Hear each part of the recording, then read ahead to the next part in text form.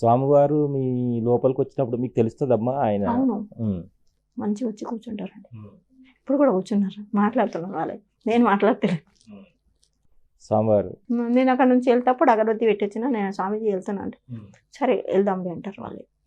ఎక్కడ నేనే పోతా, నువ్వే పో, నేను రాను అంటారు. చెప్పేసారు నేను రాను, నువ్వు వెళ్ళిపో అంటారు. సరే అని ఒకటి సావులకు పోతేనే నేను చెప్పా స్వామీజీకి, వెళ్తా ఎక్కడైనా వెళ్ళండి కంపల్సరీ చెప్తానండి. ఎవరైనా చచ్చే వాళ్ళు ఉంటే కూడా చెప్తానండి. మన ఆయన చచ్చేటప్పుడు కూడా చెప్పినారు.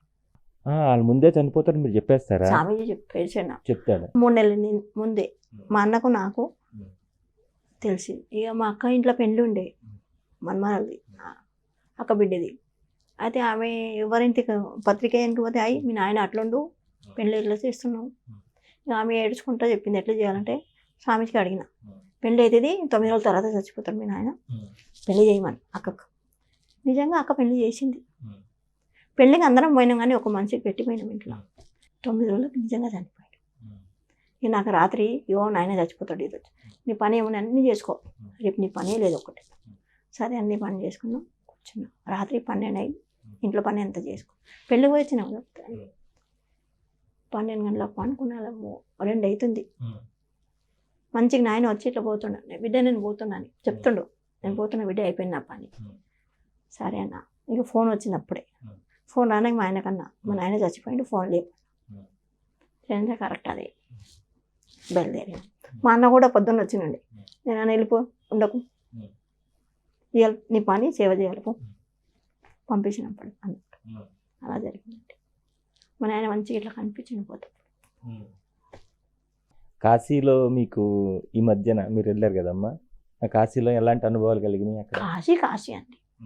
అక్కడ పోతే శివాలయం, అక్కడ లింగం చూస్తే అయితే శివుడు ఇట్లా కూర్చున్నా కనిపిస్తుంది.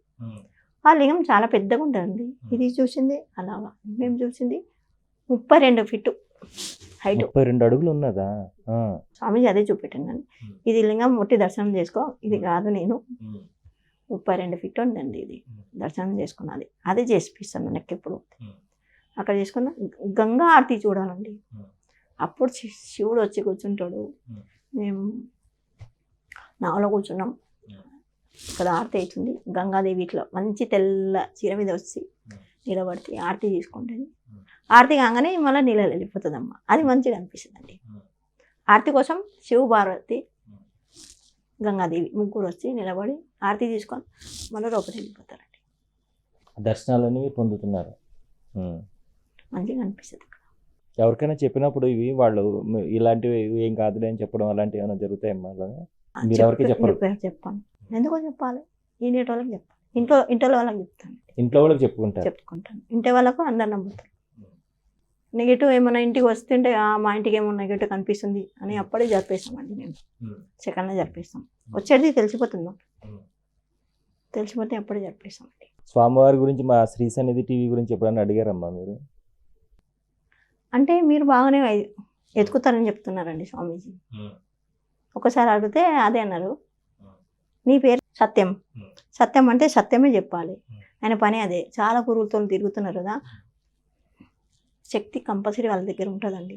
వాళ్ళు ఎదుగుతారు. కొద్దిగా కష్టం ఉంది, ఇప్పుడు ఇంట్లో కూడా కష్టం ఉంది, బయట కూడా కష్టం ఉంది, కానీ ఎదుగుతారు కంపల్సరీ ఎదుగుతారండి. ప్రేమ ఒకటి, ప్రేమ, జయము, సత్యం, ఈ 3 కలిసి సాధిస్తానని చెప్తానండి.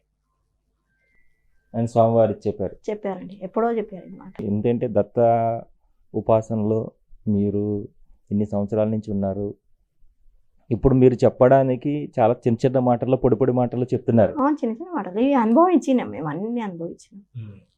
మామూలుగా అయితే పెద్ద పెద్ద ప్రవచనాలు చెప్తారు ఏదైనా చిన్నది జరిగినా కూడాను, కానీ మీరు ప్రాక్టికల్గా ఉన్నారు కాబట్టి చాలా. అసలు నాకు మహాభారత రామాయణ చదువుతో మొత్తం తెలిసిపోయిందండి, కానీ ఇక దాని గురించి ఎవరికి చెప్పుకోవాలి అర్థం కాలేదు.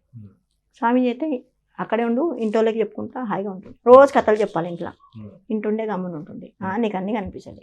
ఇక వాళ్ళకి అలవాటు అయిపోయింది కదా, ఇది ఫ్యామిలీ మ్యాటర్ లాగా అయిపోయింది మాకు. ఇక గురువు అంటే ఫ్యామిలీ, ఏదైనా కొత్త వస్తువు అంటే కూడా స్వామీజీ చూపెట్టాలి. నేను ఇంత కొత్త తెచ్చిన ఏదైనా అక్కడ తీసుకుపోయి ఓపెన్ చేయాలి, ఇంట్లోకి చూపెట్టాం ఫస్ట్ స్వామీజీకి. బట్టలు కానీ బంగారం కానీ ఏది కానీ స్వామీజీ చూపెట్టింది మనం తీసుకుంటాం. అట్లా ఉంది, మాకు అలవాటు అయిపోయింది. చిన్నప్పుడు కూడా పిల్లలు కూడా చాక్లెట్లు బిస్కెట్లు ఉండాలి. ఈ దత్తపీఠ ఇప్పుడు మీరు పెట్టింది ఏదైతుందో స్వామివారు ఏమన్నా చెప్పారబ్బా ఇంకా పెద్దగా ఆలయంగా ఏదైనా నిర్మించమని కానీ ఇంకోటి చేయమని కానీ అట్లా? గుడి కట్టమన్నారు. మా ఇల్లు పెద్దగా అవుతుందంట. ఇప్పుడు ఉన్న స్థలం ఇప్పుడు తీసుకున్న కిరాయికి అది కూడా సొంతం అవుతుందంట. టైం ఉంది ఇప్పుడు, అంటే తొందరగానే అవుతుందంట చెప్తున్నారు. మా పాప అయితే అయిపోతుంది ఇప్పుడు, స్వామీజీ ఉన్నారు కదా సెకండ్లో అయిపోతుంది అంట. దాని కూడా అంటే మనం దేవునికి ఎప్పుడు కోరుతాం కదా, ఈ వారంలో కావాలి, ఈ నెలలో కావాలి, ఎప్పుడు అలా కోలొద్దు అంటారు. మా పిల్లలకు కూడా ఈ క్షణమే కావాలి, ఈ క్షణమే మాకు కోట్లు కావాలి, ఈ క్షణమే మాకు ఈ పని అయిపోవాలి, అంతే.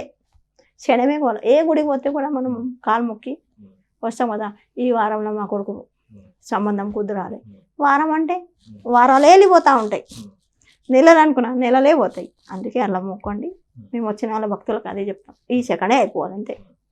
మళ్ళీ అయితాయండి అలా చెప్పిన వాళ్ళకి. మేము కూడా ఏదైనా పని ఉంటే సెకండ్లో అయిపోవాలండి, అదే మొక్కుతామండి. ఈ వారంలో మాకు ఇంటికి డబ్బులు 1,00,000 రూపాయలు కావాలని మొక్కిన. అయితే 1,00,000 రూపాయలు వస్తాయి కానీ మనకు రావు. ఎలా తెలిసే? మీరు వచ్చి వాళ్ళకి ఇచ్చేటండి, ఇచ్చేయండి ఇచ్చిపోయినారు అంటే తప్పు నాది కదా. అక్కడ ఇంటికి రావాలన్నా కానీ డబ్బులు ఇంటికి వచ్చినాయి. అప్పటి సంది మేము అందరం కోరేది మనకే రావాలి. అయితే మనకు వస్తాయి. ఇంటికి వచ్చి పోవాలంటే ఇంటికి వచ్చి వెళ్ళిపోతాయి పైసలు వస్తాయి. నేను కిరాయి కట్టేది ఉంది స్వామి కొంచెం అంటే కిరాయికి వస్తాయి, కిరాయికి వస్తాయి, దాని మట్టుకి వస్తాయి. ఎక్స్ట్రా అడిగితే ఎక్స్ట్రా మన కోరే దాంట్లో ఉంటుంది. మన కోరిక మనసుతో కోరండి, దేవుడు కంపల్సరీ తీరుస్తారండి. మన సంకల్పం ఎలా ఉంటే అలా జరుగుతుంది. సంకల్పాలు కరెక్ట్ పెట్టుకోవాలి. మంచి జరగంటే మంచిగా జరుగుతుంది అంతే. ఎలా జరుగుతుందని క్వశ్చన్ మళ్ళీ వచ్చిందా? అది కాదు, జరగదు. అవునమ్మా, క్వశ్చన్ చేయొద్దు అక్కడ. మళ్ళీ మనం ఇలా కోట్లు రావాలంటే ఎలా వస్తాయి అని క్వశ్చన్ వచ్చిందా? రాదు. వస్తాయంటే వచ్చినాయి అని సంతోషపడండి, కంపల్సరీ వస్తాయండి. అది నెల లోపల 41 డేస్లో కంపల్సరీ వచ్చేసేయండి, కంపల్సరీ వస్తాయి. దేవునికి మొక్కినప్పుడు విశ్వమంగళం, ప్రకృతి మంగళం, సృష్టి మంగళం, పంచభూత మంగళం, కలియుగ మంగళం, కవిష్ట మంగళం, గురువు మంగళం, దేవమంగళం, ఆత్మమంగళం, సర్వమంగళం భవతి భవతి. ఇలా 3 సార్లు చదవాలండి. ఇలా 6వది ఉంది కదా, విశ్వమంగళం, ప్రకృతి మంగళం, సృష్టి మంగళం, పంచభూత మంగళం, కలియుగ కవిష్ట మంగళం. ఇది కవిష్ట అంటే మా గోత్రం అండి. ఈ గోత్రం దగ్గర మీ గోత్రం చెప్పి మొక్కండి అండి, అంతే, ఇంకేం లేదండి. అర్థమైందా? అర్థమైంది. ఆ రోజు అగల గోత్రం మీరు చెప్పుకోండి, మా గోత్రం మేము చెప్పుకున్నామండి. మీ ఏ గోత్రం ఉంది అది చెప్పుకోండి, అదే ప్రార్థించింది. తర్వాత ఇవి కంప్లీట్ అయినాక 3 సార్లు అయినాక ఆదిత్య, సోమచ, మంగళచ, బుధచ, గురుచ, శుక్రచ, శని, రాహు, కేతు, ఇవి 9 చదవాలండి. ఎందుకంటే చాలామంది నవగ్రహణంగానే భయపడతారండి. నవగ్రహణ అంటే అవి మన చుట్టే తిరుగుతూ ఉంటాయండి, అది తెలియదు ఎవరికి. మన చుట్టూ ఉంటాయి నవగ్రహం, ఒక్కో సెకండ్లో చేంజ్ అవుతూ ఉంటాయి. వాళ్ళకి భయపడతారు. నవగ్రహణం అమ్మ ఇంట్లో పూజ చేయాలా అంటారు. చేయండి, మన చుట్టే ఉన్నాయి, అలా చేసుకోండి. అది ఒకటి గుర్తుపెట్టుకోండి, సరేనా? మళ్ళీ మనం ఏ క్షేత్రం పోతే మన బట్టలు ఇడిచిపెట్టి వస్తాం. చాలామంది చూసినారా? క్షేత్రానికి వెళ్ళినప్పుడు బట్టలు వదిలేసి వస్తారు. మునిగి నదిలా బట్టలు వదిలి వస్తారు. అది చేయకండి, చాలా తప్పు. కర్మ మళ్ళీ తీసుకొస్తున్నారు. ఎందుకంటే ఆ క్షేత్రం చెడు చేస్తున్నారు. మీరు చెడు చేసి ఆ కర్మ మళ్ళీ మీకు వస్తుంది. ఎంబడి మేము ఆ క్షేత్రం పోయినాం, అక్కడ పోయినాం, ఇక్కడ పోయినాం. అవును, చాలా మంది చెప్తారు నదీ స్నానం చేసి బట్టలు విడిచేసారండి అని చెప్తారు. అక్కడ తప్పండి, చాలా తప్పు. స్వామీజీ కోపం వస్తుంది. ఆ మాట అంటేనే సర్రని ఒకళ్ళు ఇట్లానే అంటే స్వామీజీ కోపం వచ్చింది. అలా చేయొద్దండి, తప్పది, చాలా తప్పు. ఏ క్షేత్రం కూడా తెలియదు. చినిగిపోతే కూడా బ్యాగులు వేసుకొని రండి, మన ఇంటికి వచ్చినాక పడేయండి. ఎక్కడో మన ఇంటికి వచ్చినాక పడేయండి, మళ్ళీ ఎక్కడ కాదు. ఇంటికి వచ్చినాక పడేయండి, ఏ క్షేత్రంలో పడేయొద్దండి. అది మర్చిపోండి. నేను అందరు భక్తులకు అదే కోరుతున్నాండి. ఎందుకంటే అక్కడ వాతావరణం చెడు అయిపోతుంది. మన భక్తులు వచ్చి నేను గానగాపురం పోయి అన్నీ సాఫ్ చేసి కాలబెట్టి వస్తా అంటే ఆ పని చేయి అన్న. నేను చేస్తాను భక్తులు, చెయ్యండి, మంచిది. అది ఎవ్వరు ఈడవద్దు, బట్టలు ఇంటికి తీసుకురండి. అవును, ఎక్కడ చూస్తే అక్కడ బట్టలు పడేసేసి ఉంటుంది. ఆ నదిలో పోతే కూడా కాళ్ళకు బట్టలే తగులుతున్నాయి. మనం మునుగుతున్నాం దేనికి? శుద్ధి కావాలని. స్వామి శుద్ధి స్నానం చేయమంటున్నారు. అక్కడ ఏం చేస్తున్నాను మీరు? బట్టలు వదిలి అడుగు పెట్టగానే బట్టలే వస్తున్నాయి. అవునమ్మా, ఎన్నికలు కూడా ఏడుస్తారండి, అది కూడా తప్పండి. అమరజా భీమా నదిలోకి అన్ని నదిలో అట్లానే ఉండేయండి, ఇదే అని కాదు. కాశీలో కొద్దిగా శుభ్రం ఉంది, ఇప్పుడు చేస్తున్నారు, ఇప్పుడు శుభ్రమై. అలా అన్ని నదులు కూడా శుభ్రం. పుణ్యక్షేత్రం అది. అక్కడికి వెళ్ళి పాపం చేసి వస్తున్నాం. పాపం చేసి వస్తున్నాడు. అష్టతీర్థ దగ్గర డుబ్కి కొడుతున్నాం కానీ అక్కడ కూడా బట్టలు తగులుతున్నాయండి. అవునమ్మా. తప్పు కదా అది. అవునమ్మా. అంటే ఈ 2 ప్రార్థనలు చేసుకోవాలి. ఈ ప్రార్థన చేసుకోండి, చాలా మంచిది. అంటే ప్రకృతి బాగుంటేనే మనం బాగుంటాం, అంతే కదా. అవునమ్మా. ప్రకృతిలో మనం ఉన్నాం, ప్రకృతి మనలో ఉంది. మనలో ఉందా లేదా? ఉన్నదమ్మా.